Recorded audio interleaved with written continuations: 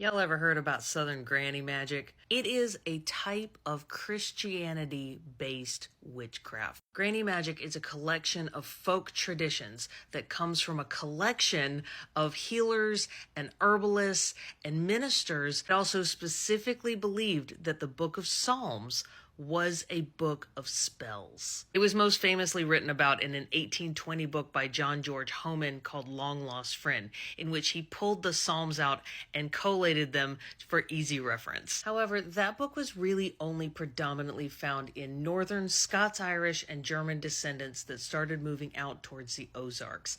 In the South, it was isolated, rural, and Appalachian communities that had this word-of-mouth tradition that the Psalms could be used as magic. And as it spread, it was also enmeshed with the other cultures that were found in the South. I've heard tell of healers my whole life. Women who could lay hands and say an incantation and talk off a ward or call out the fire. Those means they put their hands on a person, they say a certain incantation from the Bible, and it heals a skin ailment. Talking off a wart means you pray on a wart and it disappears. What's interesting about Granny Magic specifically is it actually isn't gender specific. A really great example of this that you probably have heard of if you've lived in the South at all is witching sticks, where somebody takes a forked branch and can feel a tug at the end of that stick that shows them where water is. And some people believe that it's witchcraft. Some people just believe that the person holding the stick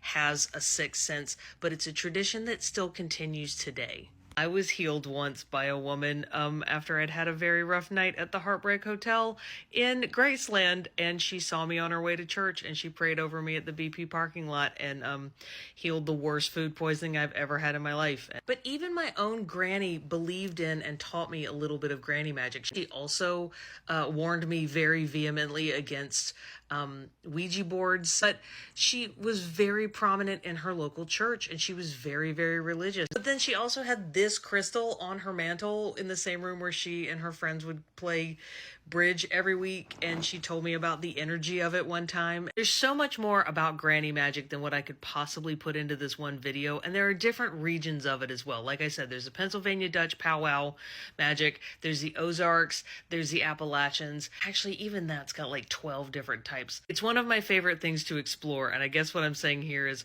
what do y'all know about it, and can we start talking about it more? Because I love this stuff.